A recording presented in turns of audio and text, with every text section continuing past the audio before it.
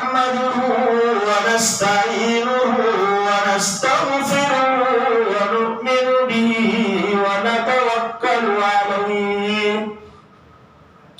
ونعوذ بالله من شرور أنفسنا ومن سيئات أعمالنا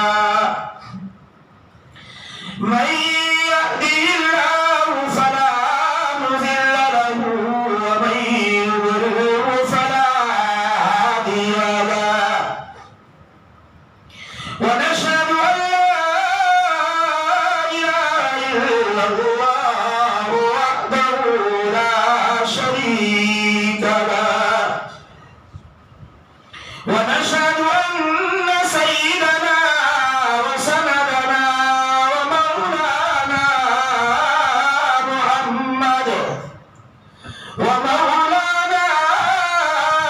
محمدا عبده ورسوله أما بعد فأعوذ بالله من الشيطان الرجيم بسم الله الرحمن الرحيم كل نفس ذائقة الموت وإنما توفون أجوركم يوم القيامة فمن زحزح عن النار وأدخل الجنة فقد فاز وما الحياة الدنيا إلا متاع الغرور وقال تعالى في مقام آخر واتل عليهم نبأ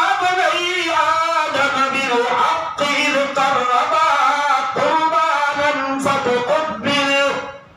فتقبل من أحدهما ولم يتقبل من الآخر قال لأقتلنك قال إنما يتقبل الله من المتقين لئن بسطت إلي يدك لتقتلني ما أنا بباسط يدي إليك لأقتلك إني أخاف الله رب العالمين صدق الله العظيم درود شریف پڑھیے اللهم صل على محمد وعلى آل محمد كما صليت على إبراهيم وعلى آل إبراهيم إنك حميد مجيد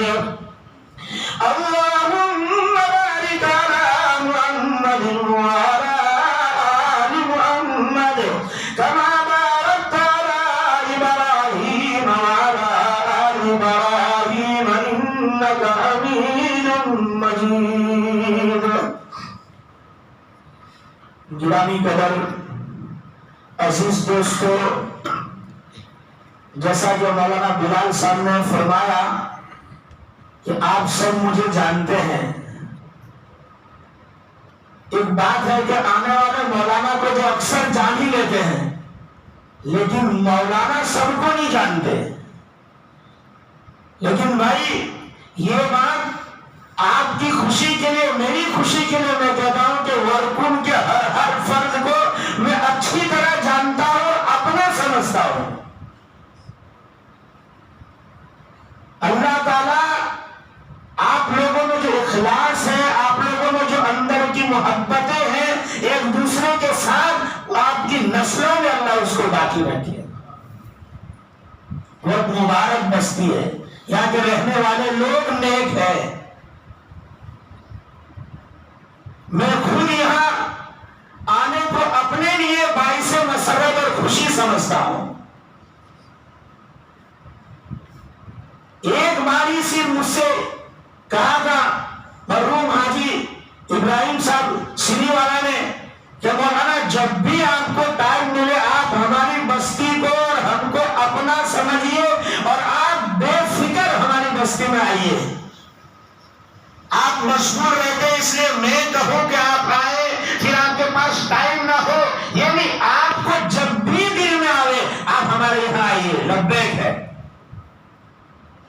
اللہ تعالیٰ مرحوم کی بھی مغفرت فرماوے. آپ کی بستی میں حافظ قرآن حافظ اکبر صاحب ڈالی، اللہ ان کے بھی درجات کو بلند فرمائے. ہمارے پتلو بھائی کی اہلیہ محترمہ، اللہ ان مرحومہ کی بھی مغفرت فرمائے. ایسے بے شمار لوگ. اور آج ہماری جو محفل لگی مرحوم سلیمان بھائی جلہ کے لیے، اللہ تبارک و تعالی یہ ان کی نیک ہونے کی نشانی ہے کہ ان کے مرنے کے بعد اللہ نے ان کے اولاد کے دل میں ایک بات رکھی کہ ابا کی یاد کے لیے ایک دینی محفل رکھو، اور اس میں تمام ورکن بلکہ عالم میں جتنے ایمان والے اللہ کے پیارے ہوئے ہیں سب کے حق میں دعا ہو جائے. یہ ان کے نیک اور اللہ کے یہاں مقبول بندہ ہونے کی نشانی ہے کہ اللہ نے اولاد کو ایسا نیک بنایا. میرے بھائیوں، آدم علیہ السلام سے دنیا شروع ہوئی. انسان کوئی نہیں تھا. آدم اور حوا زمین پر آئے، وہاں سے سلسلہ چلا. کوئی مرا بھی نہیں تھا. اس لیے انسانیت کو مرنے کے بعد اس کے ساتھ کیا معاملہ کیا جائے گا اس کا علم بھی نہیں تھا. حضرت آدم علیہ السلام کے دو بیٹے تھے، قابیل اور حابیل. آدم کے یہاں جڑواں بچے کی پیدائش ہوتی، ایک لڑکا ایک لڑکی، دوسرے سال میں ایک لڑکا ایک لڑکی. جو ساتھ میں جڑواں ہوتے وہ بھائی بہن سمجھے جاتے، ان کا آپس میں نکاح جائز نہیں ہوتا. جو اپوزٹ میں پیدا ہوتے ان کے ساتھ نکاح درست تھا. حابیل کے ساتھ ایک لڑکی پیدا ہوئی تھی جس کا نام تھا اقلیمہ، اور یہ بہت خوبصورت تھی.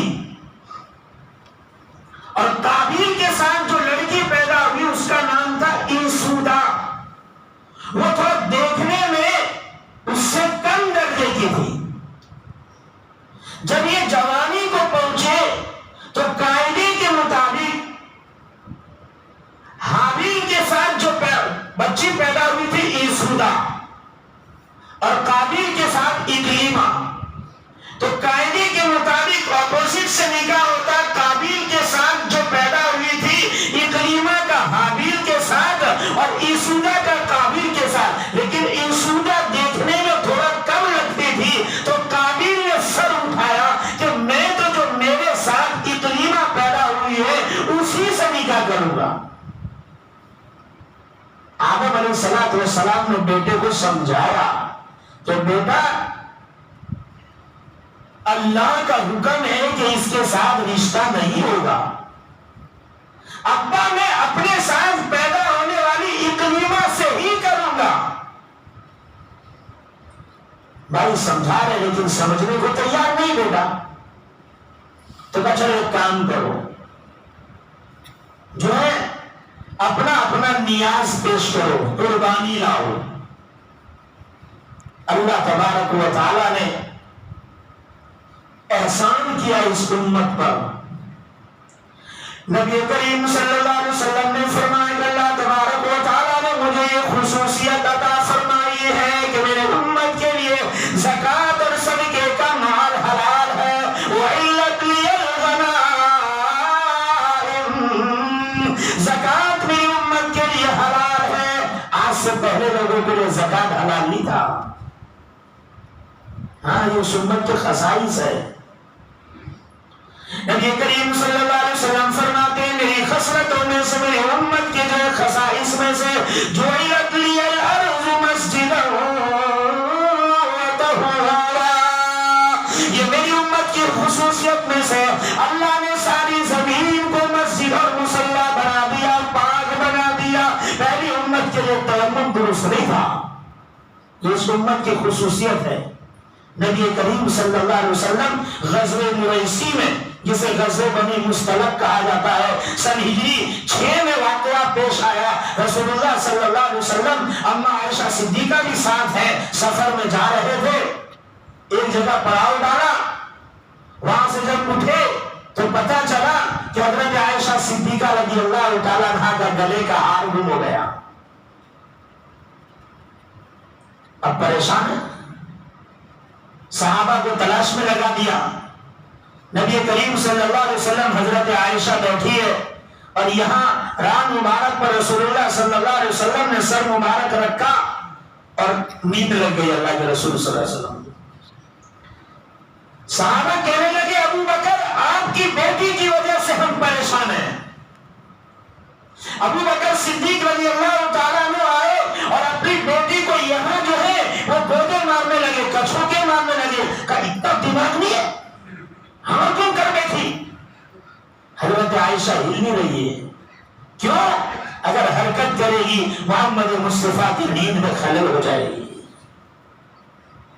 میرے بھائی، اس سے علماء نے مسئلہ لکھا ہے کہ شادی کے بعد بھی باپ اپنی بیٹی کو تنبیہ کر سکتا ہے، بھلے وہ شوہر والی ہو گئی لیکن باپ باپ ہے، باپ جو ہے اپنی بیٹی کو بیٹے کو شادی کے بعد بھی ڈانٹ سکتے ہیں۔ آج کیا ہوتا ہے، بیٹی کا فون آیا کہ ابا مجھے تو یہ بہت پریشان کر رہے ہیں، سانس ایسی فلاں ایسی، تو باپ کیا کہے گا؟ تو آگے آدمی آجا گھر میں کوئی کھانے کا کم ہے، اپنے یہ آجا، یہ جملے باپ کے بیٹی کے گھر کو تباہ کر دیتا ہے۔ بلا لیا تو شادی کیوں کرایا تھا؟ شادی کے بعد بھی باپ تنبیہ کر سکتا ہے۔ اب پریشان ہے، نبی کریم صلی اللہ علیہ وسلم اسی نیند کے عالم میں آنکھ لگی ہوئی وہی کے آثار شروع ہوئے، اللہ کے رسول صلی اللہ علیہ وسلم بیدار ہوئے، فرمایا ابو بکر مبارک ہو، تمہاری بیٹی کی وجہ سے اللہ تبارک و تعالیٰ نے امت کا مسئلہ آسان فرما دیا۔ اذا قمتم الى الصلاة فاغسلوا وجوهكم وايديكم الى المرافق وامسحوا برؤوسكم وارجلكم الى الكعبين۔ آگے اللہ تبارک و تعالیٰ فرماتے ہیں فَإِن لَّمْ تَجِدُوا مَاءً، نماز پڑھنے کے لیے کھڑا ہونا ہے اور تمہارے پاس پانی موجود نہیں ہے تو کیا کرو؟ فَتَيَمَّمُوا صَعِيدًا طَيِّبًا، پاک مٹی سے تیمم کر لو۔ فرمایا مبارک ہو ابو بکر، آپ کی بیٹی کی وجہ سے اللہ نے امت کا مسئلہ آسان کر دیا۔ ہار گم ہونا بہانہ تھا، اللہ نے امت کو تیمم کی نعمت عطا فرمائی۔ نبی کریم صلی اللہ علیہ وسلم سفر میں رات کو پڑاؤ ڈالا، فرمایا بھائی رات کو ہماری جو ہے چوکی داری کون کرے گا اور فجر میں کون اٹھائے گا؟ بولو، جماعت میں کرتے نا تھے اٹھانے کے ساتھی بھائی؟ ہاں، حضرت بلال تیار ہوئے،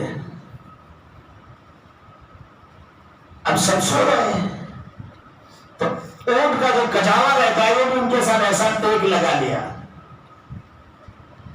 اللہ کا کرنا تو بلال کو بھی نیند لگ گئی۔ اب فجر کا وقت جو ہے چلا گیا، سورج اگنا شروع ہوا، سورج نکلا، سورج کی کرنیں محمد مصطفیٰ صلی اللہ علیہ وسلم کے آنکھوں پر آ کر جو ہے وہ لگی، چہرے انور پر سورج کی کرنیں گرنے لگی، جیسا کہ بوسو کنار کر رہا محمد مصطفیٰ کے چہرے کو حضور صلی اللہ علیہ وسلم اٹھے۔ فرمایا بلال کیا بات ہے؟ فرمایا رسول اللہ، جس خدا نے آپ پر نیند طاری کیا اسی خدا نے مجھے بھی سلا دیا۔ نبی کریم صلی اللہ علیہ وسلم نے ڈانٹا نہیں کہ ذمہ داری کیوں نہیں تھی، نہیں، یہ تربیت نبوی ہے۔ رسول اللہ صلی اللہ علیہ وسلم نے فرمایا چلو آگے نکلو یہاں سے، ہمیں آگے چل کے نماز ادا فرمانی۔ فرمایا نبی کریم صلی اللہ علیہ وسلم سو گئے تو امت کو قضا نماز ادا کرنے کا مسئلہ معلوم ہو نبی سوتے نہیں تو امت کو قضا کا طریقہ کیسے معلوم ہوتا؟ بیوی کا ہار گم ہوتا امت کو تیمم ملتا ہے، نبی سو جاتے امت کو قضا کا طریقہ ملتا ہے۔ حضور اکرم صلی اللہ علیہ وسلم ایک موقع پر ظہر کی نماز پڑھا رہے ہیں اور اللہ کے رسول صلی اللہ علیہ وسلم نے 3 رکعت ہوئی اور سلام پھیر دیا۔ اب صحابہ پیچھے سے بول رہے اب مصیبت الصلاۃ ام نسیت یا رسول اللہ، آج سے نماز کم ہوئی ہے یا آپ بھول گئے ہیں؟ اللہ کے رسول فرماتے ہیں کہ نہ کم ہوئی ہے نہ بھولا ہوں۔ حضرت ابوبکر صدیق نے فرمایا بل نسیت یا رسول اللہ، آپ بھولے ہیں، آپ نے کم پڑھائی ہے۔ اللہ کے رسول صلی اللہ علیہ وسلم کھڑے ہو گئے، 1 رکعت اور پڑھا دی، نبی بھول گئے، امت کو سرد سور کا مسئلہ معلوم ہو گیا۔ نبی سو جائے تو فائدہ، نبی بھول جائے تو فائدہ، تو نبی کی زندگی کتنی عالیشان ہے بھائی۔ ہاں یہ امت کے خصائص میں سے ہے، کسی اور کو نہیں ملا۔ اس لیے ہم میں سے سب سے پہلی ذمہ داری لا الہ الا اللہ، لا الہ الا اللہ، اللہ کے سوا کوئی معبود نہیں، اللہ کے سوا لا الہ الا اللہ، کوئی رازق نہیں، لا الہ الا اللہ، اللہ کے سوا کوئی نفع دینے والا نہیں، لا الہ الا اللہ، اللہ کے علاوہ کوئی کاروبار چلانے والا نہیں، لا الہ الا اللہ، اللہ کے علاوہ کوئی جو بیماری میں شفا دینے والا نہیں، لا الہ الا اللہ، اللہ کے علاوہ کوئی ضرورتیں پوری کرنے والا نہیں۔ ہر ایک کس سے ہوتا ہے کہ اللہ سے ہوا تھا، ہوتا ہے، ہوگا، کسی سے نہ ہوا ہے نہ ہوتا ہے نہ ہوگا۔ یہ ہم کو کلمہ سکھاتا ہے لا الہ الا اللہ۔ اس لیے بھائی ہمیشہ کثرت سے اللہ کا ذکر کرو، کثرت سے اللہ کا ذکر کرو۔ فرمایا یہ بھی ضروری اور یہ بھی ضروری، محمد رسول اللہ وخاتم النبیین، محمد اللہ کے رسول ہیں اور آخری نبی ہیں۔ جس طرح محمد کو رسول ماننا شرط، اسی طرح آخری نبی ماننا بھی شرط۔ سمجھ رہے ہیں؟ جس طرح رسول ماننا ضروری، ایسے آخری رسول ماننا بھی ضروری۔ اس لیے اب کوئی آ کر کہے کہ میں رسول ہوں تو اس سے دلیل بھی نہیں ماننا ہے، دلیل مانگنا بھی کفر ہے۔ دلیل کیوں مانگے؟ ہم کو معلوم ہے کہ ہے ہی نہیں تو دلیل کیوں چاہیے؟ سمجھ رہے ہیں بات کو؟ اگر کوئی بولا کہ میں نے بھی اس کو بولے تیرے پاس کیا دلیل، تو وہ دلیل مانگنے والا بھی کافر۔ کیوں مانگا؟ ہمارا ایمان ہے، سمجھ میں آتا ہے کہ نہیں آتا ہے، اللہ ایک ہے اور محمد آخری پیغمبر ہے، دوسرا کوئی آنے والا نہیں ہے۔ چاہے وہ قادیانی آئے کہ شکیل بن حنیف آئے کہ دوسرا کوئی بھی اپنا دعویٰ کرے، وہ سب باطل ہے۔ اگر دین میں آپ کے یہ خیال آتا ہے کیا اللہ تعالیٰ اور نبی کا سلسلہ رکھتے تو کتنا اچھا ہوتا، نعوذ باللہ، تو بھی کافر۔ آپ نہیں بول سکتے جملہ کہ نبی کا سلسلہ اور ہوتا تو کتنا اچھا، آپ کو اس کی گنجائش نہیں ہے۔ اس لیے کوئی بات الٹی آپ کے سامنے آگے وہیں سے کٹ مار دو، ہم کو سننا ہی نہیں ہے۔ ہمارا ایمان ہے اللہ ایک ہے، محمد رسول ہے اور آخری پیغمبر ہے، قرآن آخری کتاب ہے۔ اب نہ کوئی کتاب آئے گی نہ کوئی نبی آئے گا، یہ امت آخری امت ہے۔ اللہ تبارک و تعالیٰ نے میرے بھائی عجیب علماء نے اس کا بھی جواب دیا کہ پہلی امت ایک کے بعد ایک نبی کو، تو کوئی ادھورا کام ہو تو دوسرا نبی کر لیتا تھا۔ ایک ٹائم میں کئی کئی نبی، ابراہیم نبی، اسماعیل نبی، اسحاق نبی، لوط علیہ السلام نبی، یعقوب نبی، یوسف نبی، ایک ٹائم میں کئی کئی نبی، یحییٰ نبی، عیسیٰ نبی، پھر بھی ان کی امت میں عمریں بہت زیادہ نبیوں کی، اور اس امت کی عمر بہت کم،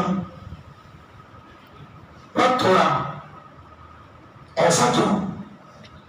حالانکہ آخری نبی تھے تو ان کی عمر لمبی کرنی تھی، کیونکہ ان کے بعد کوئی نبی نہیں، اور ان کے بعد بہت سارے نبی تو ان کا 100 ہوتا تو چلتا. یہ الٹا کیوں؟ فرماتے ہیں اللہ تبارک و تعالی کو پچھلے نبیوں پر جو ہے، پچھلے نبیوں کی امتوں پر بھروسہ نہیں تھا، اللہ کو اس امت پر بھروسہ تھا. اس لیے کہا پیغمبر آپ جلدی جلدی سے اپنا کام آپ کا پورا ہو چکا ہے، اب آپ آ جائیے، آپ کی امت آپ کے کام کو سنبھال لے گی. اللہ نے مجھ پر اور آپ پر بھروسہ کیا ہے، یہ بھروسے والی امت ہے. بھائی اللہ ایک ہے، محمد آخری نبی ہے، ان کے بارے میں دلیل ماننے کی بھی اجازت نہیں ہے. سمجھ رہے ہو بات کو؟ آج کل فتنے چل رہے ہیں، فساد چل رہے ہیں، طرح طرح کے لوگ آتے ہیں، دلائل دیتے ہیں کہ حضرت عیسیٰ علیہ السلام آئیں گے، آپ بول رہے ہو کہ نبی نہیں آئیں گے. حضرت عیسیٰ علیہ السلام نبی بن کے نہیں آئیں گے، اس امت میں وہ آئیں گے اور جو محمد مصطفیٰ کا طریقہ تھا اسی کے مطابق زندگی گزاریں گے. ان کی نبوت نہیں ہوگی، وہ اس امت میں خلیفہ بن کر آئیں گے، نبی بن کر نہیں آئیں گے. نبوت کا سکہ لگ چکا ہے. میرے بھائیوں، قرآن کہتا ما کان محمد ابا احد من رجالکم، تم میں سے کسی مردوں کا محمد باپ نہیں ہے، ولکن رسول اللہ، محمد رسول و خاتم النبیین، اور ختم رسول کا سکہ لے کر آئے ہیں. اب مہر لگ چکا ہے، دوسرا کوئی نبی نہیں آئے گا. اس لیے اگر کوئی دعویٰ کرتا ہے، نبی کریم صلی اللہ علیہ وسلم فرماتے ہیں میرے جانے کے بعد سلاسون دجالون کذابون، 30 لوگ ڈھونگی پیدا ہوں گے جو اپنے آپ کے نبی ہونے کا دعویٰ کریں گے، لیکن وہ دجال اور جھوٹے کذاب ہوں گے. ان کی باتوں میں نہ جانا میں آخری نبی ہوں، میرے بعد اب کوئی نبی آنے والا نہیں ہے. میرے بھائیوں، اللہ تبارک و تعالی نے ہم سب پر احسان کیا کہ ہم کو محمد مصطفیٰ صلی اللہ علیہ وسلم کا امتی بنایا. تو بھائی کوئی مرا نہیں تھا. آدم کے 2 بیٹے تھے، قابیل کے ساتھ پیدا ہونے والی اکلیمہ خوبصورت تھی، حابیل کے ساتھ پیدا ہونے والی عیسودہ تھوڑا ڈیم تھی. قاعدے کے مطابق قابیل سے شادی ہونی تھی عیسودہ کی، لیکن وہ اپنے ساتھ پیدا ہونے والی بہن سے شادی کرنا چاہتا تھا. مانا نہیں. حضرت آدم علیہ السلام نے سمجھایا کہ بیٹا شریعت کے روح سے جائز نہیں ہے. مانا نہیں تو کہا اپنی اپنی قربانی پیش کرو. کیا دیں گے قربانی میں؟ تو یہ جو ہے ایک دمبا لے کے آیا، اور ایک بھائی جو ہے کھیدر تو ڈھیر سارا اناج گلہ لے کے آیا. اللہ تبارک و تعالی نے حابیل کی قربانی کو، نیاز کو قبول کر لیا اور قابیل مردود ہو گیا. اللہ کا شکر ہے، شکر کہ اللہ تبارک و تعالی نے امت کے لیے زکوٰۃ کو حلال کیا اور یہ رسوا ہونے سے بچا لیا. ورنہ یوں کہا جاتا کہ بستی والے مل کر اپنے اپنے زکوٰۃ کو یہاں اکٹھا کرو، آسمان سے آگ آئے گی جس کا مال حلال ہے، سود سے پاک ہے، ڈنڈی مارنے سے پاک ہے، لون سے پاک ہے، جھوٹ بول کر کمانے سے پاک ہے، اس کا تو لوں گا. اور جس کا 2 نمبر کا اس کا قبول نہیں ہوتا تو پوری بستی میں ذلیل ہوتا پھرتا. دیکھا اللہ نے اس کا مال قبول نہیں کیا، دیکھا اللہ نے اس کا قبول نہیں کیا. فرمایا اللہ تبارک و تعالی محمد رسول اللہ صلی اللہ علیہ وسلم کے صدقے اس مال کو قبول فرما کر مالداروں کو جو ہے ذلت سے بچایا اور غریب کے پیٹ بھرنے کے کام آیا. وہ آگ کھا جاتی تو کسی کے کام نہیں آتا. قبول کھا گئی, نہیں قبول تو ذلیل. اللہ نے ذلیل ہونے سے بچا لیا اور غریب کے کام لگا دیا. اللہ سے مانگا کرو, اے اللہ تو نے دنیا میں رسوائی سے بچایا ہے, حشر کے میدان میں نبی کے سامنے رسوائی سے بچا لینا. میرے بھائیوں, لیکن پھر بھی ضدی, تھوڑا پانی پی رہا, پھر بھی ضدی کہا کہ اچھا تیرا قبول میرا قبول نہیں, میں تجھے قتل کر دوں گا.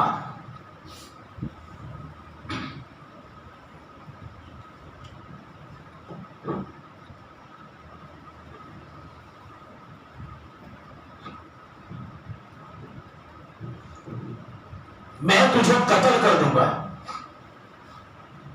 تو چھوٹے بھائی نے کہا, حابیل نے, لئن بسطت الی یدک لتقتلنی ما انا بباسط یدی الیک لاقتلک, اگر تو مجھے قتل کرنے کے لیے ہاتھ بڑھائے گا تو میں اپنا ہاتھ تیری جانب نہیں بڑھاؤں گا.